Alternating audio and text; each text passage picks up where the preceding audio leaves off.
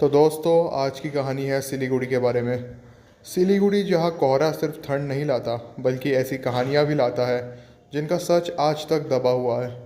अगर आप कभी न्यू जलपाईगुड़ी स्टेशन पर रात के आखिरी पहर खड़े हो और कोई ट्रेन बिना आवाज़ बिना घोषणा के आ जाए, तो याद रखना, हर ट्रेन आपको घर नहीं ले जाती।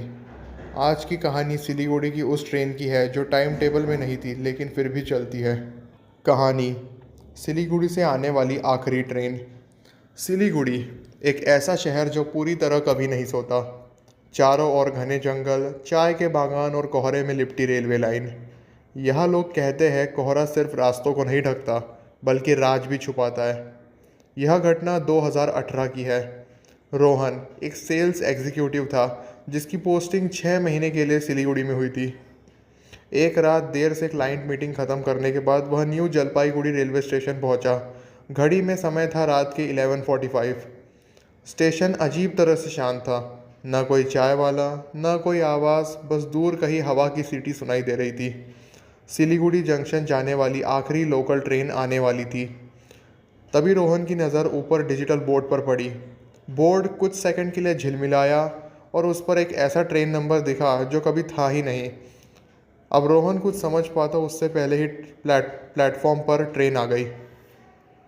ट्रेन बहुत पुरानी लग रही थी। ज़्यादा जंग नहीं था लेकिन डिज़ाइन ज़माने से बाहर का था। अंदर पीली धीमी रोशनी थी। खिड़कियां अंदर से धुंधली थी। थकान के कारण रोहन बिना ज़्यादा सोचे ट्रेन में चढ़ गया। जैसे ही वो चढ़ा वैसे ही ट्रेन के दरवाजे बंद हो गए। डिब्बे में सिर्फ 4 लोग थे। एक औरत सफ़ेद साड़ी में बिल्कुल स्थिर, एक बूढ़ा आदमी ज़मीन की ओर घूरता हुआ और एक छोटा लड़का कुछ बुदबुदाता हुआ। और रोहन। ट्रेन चल पड़ी। कई मिनट बीत गए लेकिन ट्रेन किसी भी स्टेशन पर नहीं रुकी। रोहन ने मोबाइल निकाला, नेटवर्क गायब, समय भी नहीं दिख रहा था। तभी उसने कुछ ऐसा देखा जिससे उसकी सांसें रुक गई। सफ़ेद साड़ी वाली औरत की खिड़की में कोई परछाई नहीं थी। रोहन ने डरते हुए पास में बैठे बूढ़े आदमी से पूछा, अंकल, अगला स्टेशन कौन सा है? धीरे धीरे बूढ़े ने सिर उठाया। उसकी आंखें पूरी तरह काली थी। कांपती आवाज़ में वह बोला, हम अपनी स्टेशन सालों पहले मिस कर चुके हैं।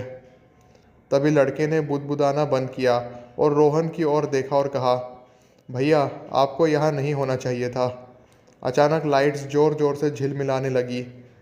ठंड बढ़ गई। ट्रेन में ऐसी आवाज़ आने लगी जैसे लोहे के चीखने की। रोहन दौड़कर दरवाजे तक पहुंचा और ज़ोर ज़ोर से पीटने लगा, ट्रेन रोको प्लीज़। तभी सफ़ेद साड़ी वाली औरत ने पहली बार चेहरा घुमाया।